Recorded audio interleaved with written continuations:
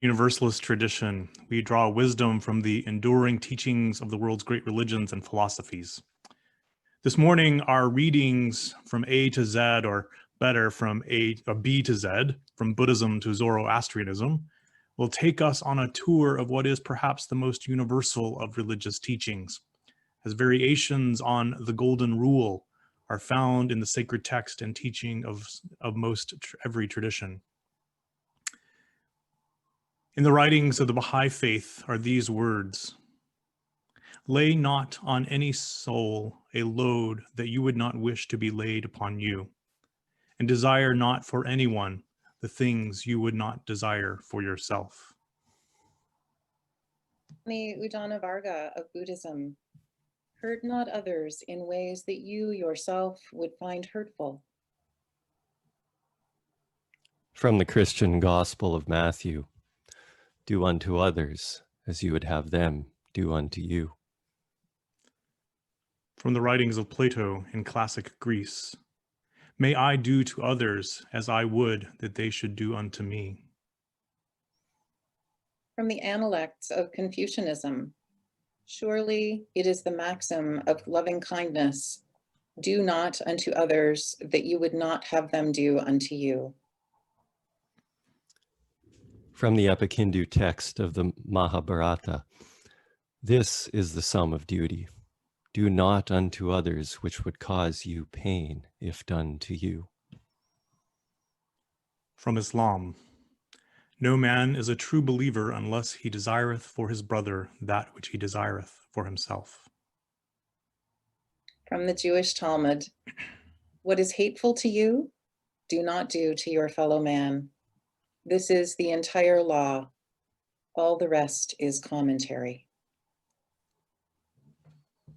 From Taoism: regard your neighbor's gains as your own gain, and your neighbor's loss as your own loss. From the principles of Unitarian Universalism: we affirm and promote respect for both the inherent worth and dignity of every person and the interdependent web of all existence of which we are a part. From the Wiccan tradition: do no harm. And from the teachings of Zoroastrianism: that nature alone is good, which refrains from doing unto another whatsoever is not good for itself.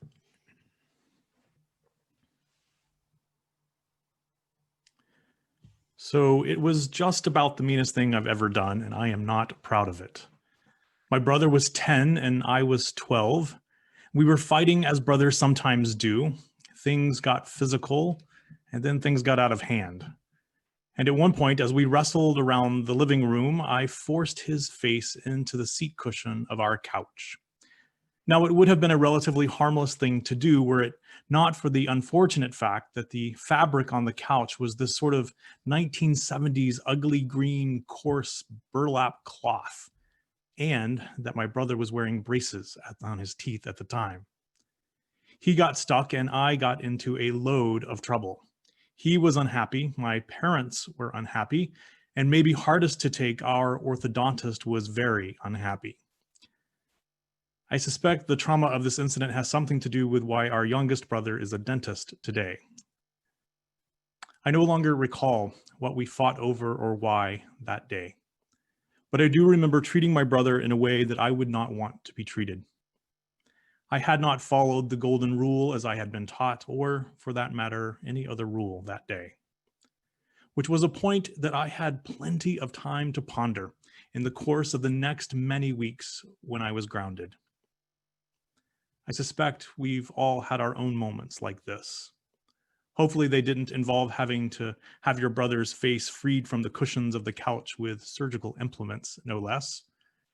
But I'm guessing that we've all had our moments, times when we have realized we've not been fair to someone else, moments when we have failed to treat others in a way that we would hope they would treat us.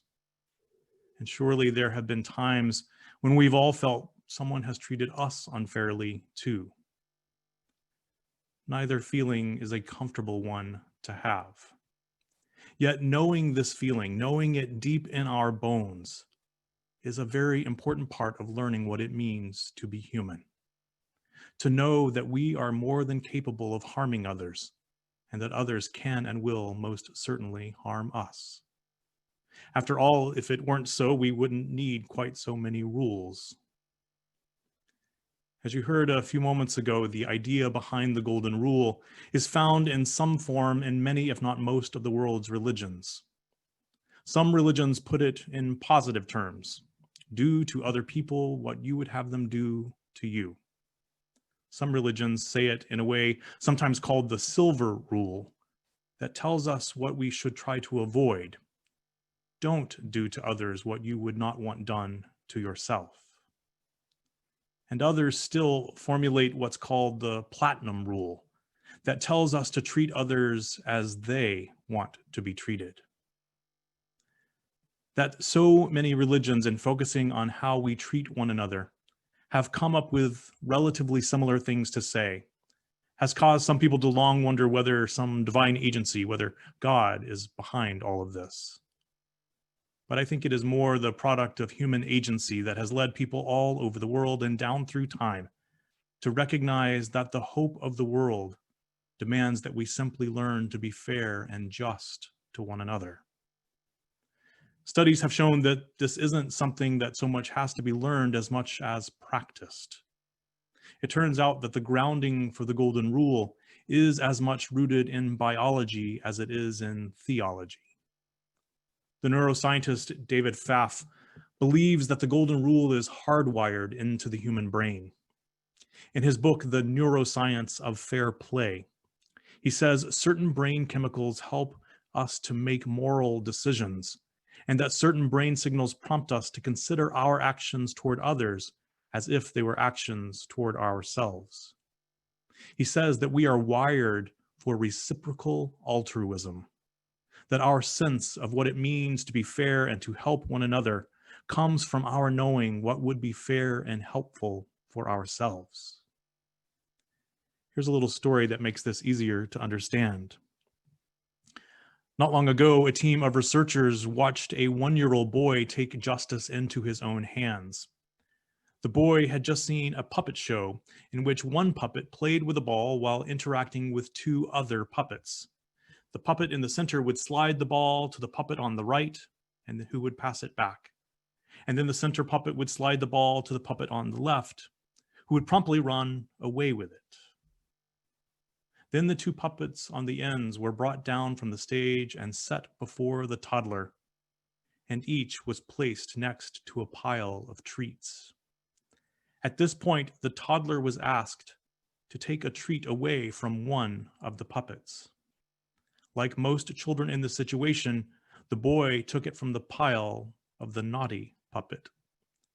But this punishment apparently wasn't enough, because he then leaned over and smacked the little puppet on its head.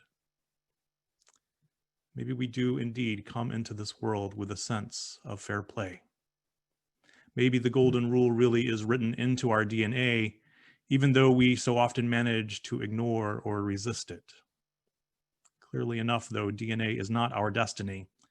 We humans are capable of incredible violence and unspeakable harm, but we are also capable of so much more.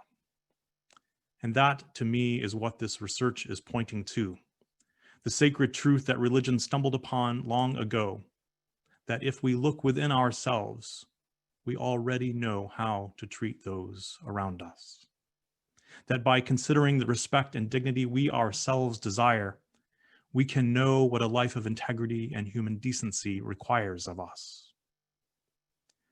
What I find most fascinating about this research is that it reveals the Golden Rule is not some arbitrary law imposed from above, but a sacred reminder of our own potential inscribed onto our very hearts. Still, we often need a lot of practice to realize our potential. Unitarian Universalist minister Robert Fulgham gets at this better than anyone I know. He says, "Most of what I really need to know about how to live and what to do and how to be, I learned in kindergarten. Wisdom was not at the top of the graduate school mountain, but there in the sandbox at nursery school. These are the things I learned. Share everything, play fair, don't hit people, put things back where you found them, clean up your own mess, don't take things that aren't yours, say you are sorry when you hurt somebody. Wash your hands before you eat, flush, warm cookies and cold milk are good for you. Live a balanced life, learn some and think some and draw some, and paint and sing and dance and play and work every day. Take a nap every afternoon. When you go out into the world, watch for traffic, hold hands, and stick together. Be aware of wonder. Remember the little seed in the plastic cup. The roots go down and the plant goes up, and nobody really knows how or why. We are like that.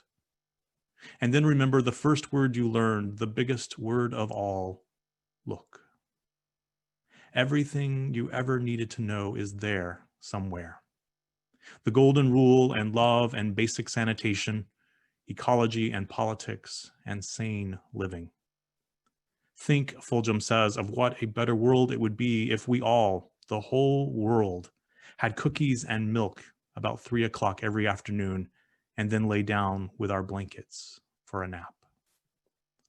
Or we had a basic policy in every nation to always put things back where we found them and to clean up our own messes. And it is still true, no matter how old you are, when you go out into the world, it is best to stick together. I don't know about you, but this list sort of makes me want to head back to kindergarten, a time when the rules and decisions of life seem so much simpler in comparison to all that we may be contending with now. I think the thing that Fulgham forgets to say, though, is that this is truly lifelong work. These are not lessons we learn once and for all when we are 5 or 6 years old. Living by the golden rule is a way of being in the world, a way of moving through this life. To consistently do unto others as we would have them do unto us requires that we routinely imagine ourselves in someone else's shoes. It is the reciprocal altruism behind why we are being asked to wear face masks, that by doing so we might protect one another. Taken up with intention, putting ourselves in another's place can become one's spiritual practice. Taken up with regularity, it can become one's religion. For religion has always been more about what we do than what we believe. It's been said that we all have two religions, the religion we talk about and the religion that we live, and that our task is to make the difference between the two as small as possible. It's not so easily done. My preaching professor from seminary told the story of going into the social hour after the worship service had ended on one Sunday. He had not had breakfast and he was incredibly hungry, and he was thrilled to see that miraculously there were still some bagels left. But there was only one container of cream cheese and one knife, and a small child laboring over the spreading of this cream cheese, slowly and ever so carefully covering every bit of the surface of her bagel. In telling the story, Gary confessed that he was feeling very hungry and impatient and self-important, and that he desperately wanted to get his hands on that knife. And then just as he was ready to reach out and grab it, the little girl turns to him and says, "I made this for you, Gary." There is the religion we talk about, and there is the religion that we live. And then there is that sometimes uncomfortable difference. Sometimes the difference between the two is as vast as an impatient minister wanting his turn at the cream cheese, and sometimes as small as a simple act of kindness spread all over a bagel.